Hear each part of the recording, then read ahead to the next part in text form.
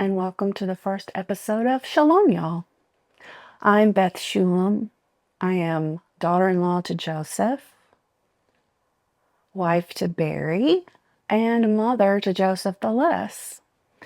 And I am chief cook and bottle washer at Nativia International, and now I am attempting, from a spark from the Spirit, to start a Bible lesson vlog.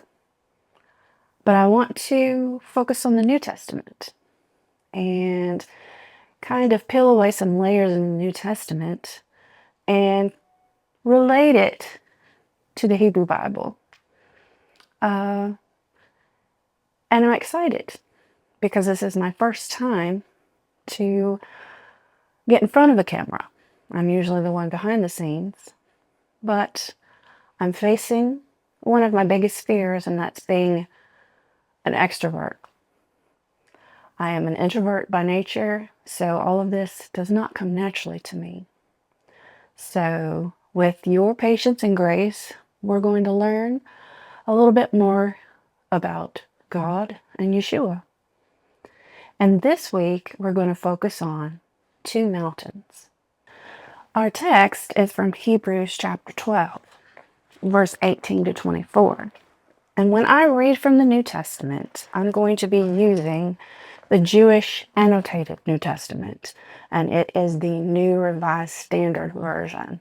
I just enjoy this version, and I like the study notes that it has in it. So this is the one that I go to when I read.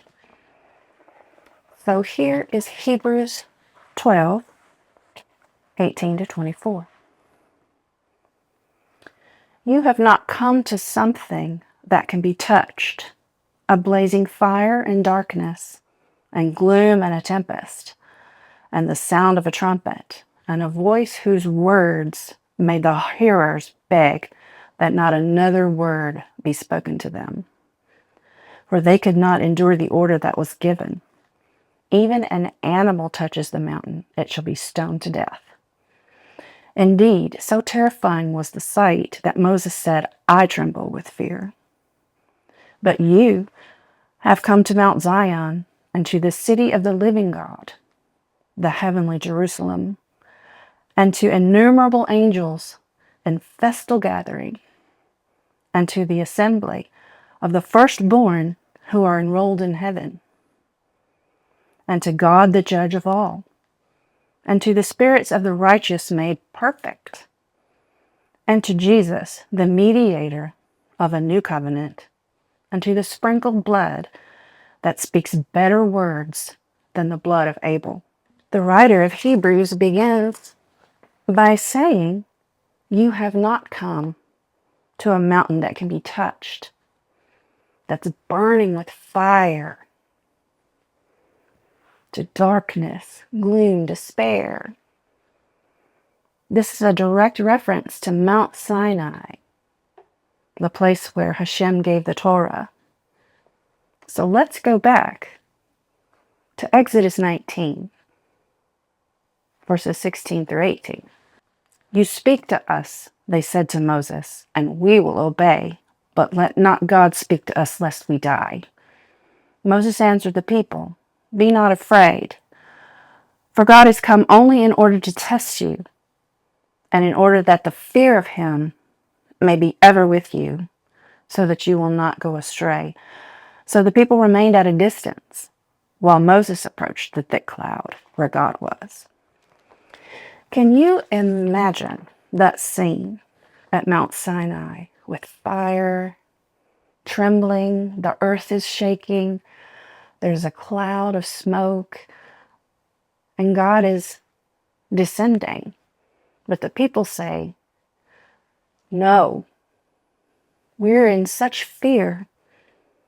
Moses, you go talk to him, because we are afraid that his voice will kill us.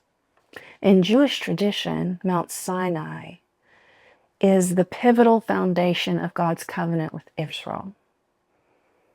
It was a defining moment for Israel, but it showed a problem. God's holiness was unapproachable because of sin.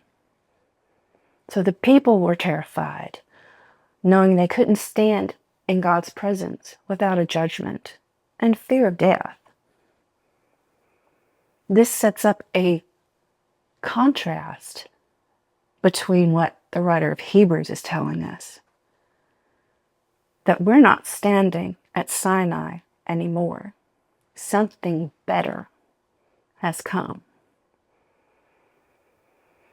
In verse 22 to 24 of Hebrews 12, it says, "You've come to the Mount of Zion, to a heavenly dwelling place, the heavenly Jerusalem, where the living God is present.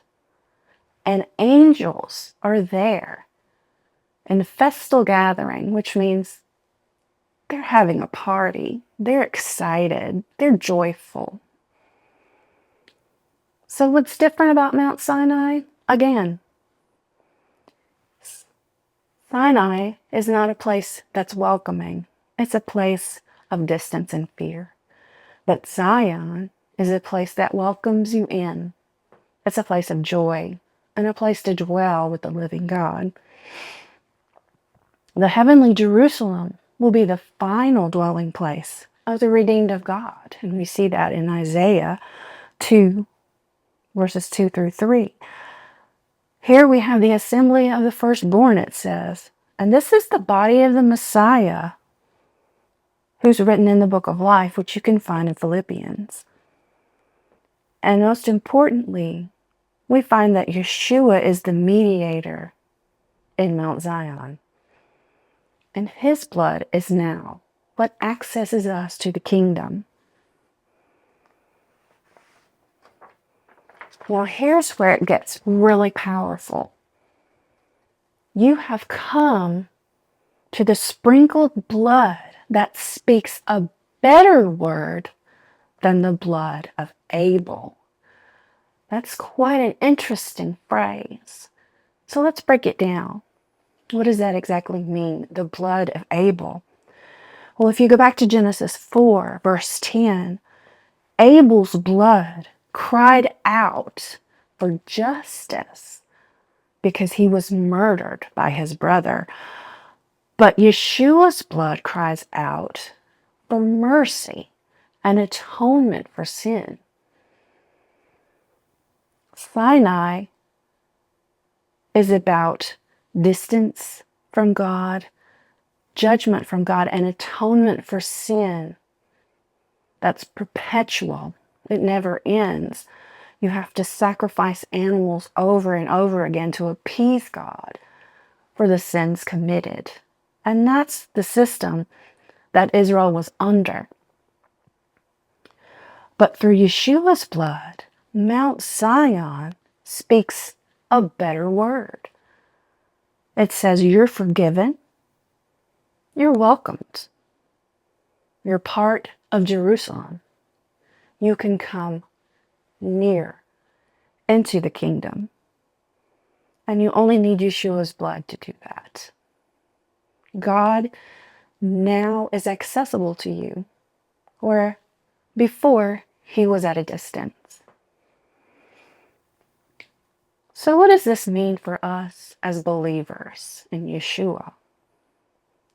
Well, first, we can take away that we're no longer under a covenant of fear and distance. God is approachable. No longer are the blood of animals used to just atone for sin. But the blood of Yeshua, his son, is a constant sacrifice, a living sacrifice that never ends, and it's for eternal salvation. We are citizens now in a heavenly Jerusalem, and we look forward to that city that God has prepared for us. And Yeshua's blood is enough to cover our shortcomings. There's no more need to have animal sacrifices as with the old manner. He is our final atonement forever. So as the Hebrew writer says in chapter 4, verse 16, we can approach God's throne now with confidence, with no fear. That's why the power of prayer is so precious, because now we have an avenue of direct communication with God, the creator of the universe. He's no longer at a distance. He no longer needs a middleman. First it was Moses, then the priests, and now Yeshua takes that middleman away with his continual sacrifice so that we are able to approach God with everything, because he has made us clean, white as snow, pure and holy. So, Hebrews 12, 18 through 24 isn't just about two mountains. It's about two ways to relate to God. Through Yeshua, we don't have to stand trembling like they did at Sinai. We're welcomed with joy to God on Mount Zion.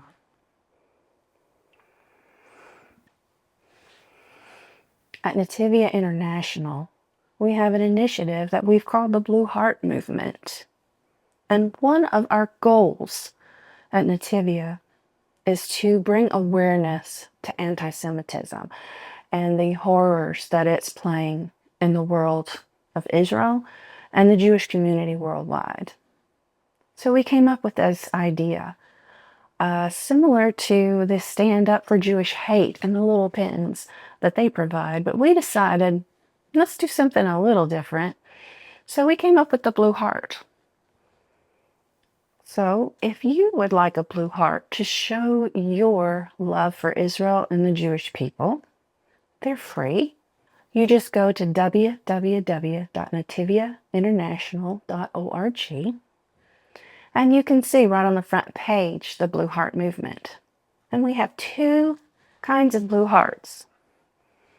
One is a little sticker that you can display on cups, notepads, notebooks, your computer, anywhere that you think people might see it. And we also have 5-inch car magnets. We're calling them car magnets, but they can be displayed anywhere. So if you would like a blue heart, just go to nativiainternational.org and click on the links and send us an email, and we'll send you one for free. If the first episode of Shalom Y'all blessed you, then like this, share it, and subscribe to our Nativia International YouTube channel so that we can keep creating more new content and more interesting things for the community of believers. So, thank you for listening. I hope my short lesson blessed you, and Shalom, y'all. Until next time. Bye. קומי אורי, כי בא אורך, וכבוד אדוני עלייך זרח.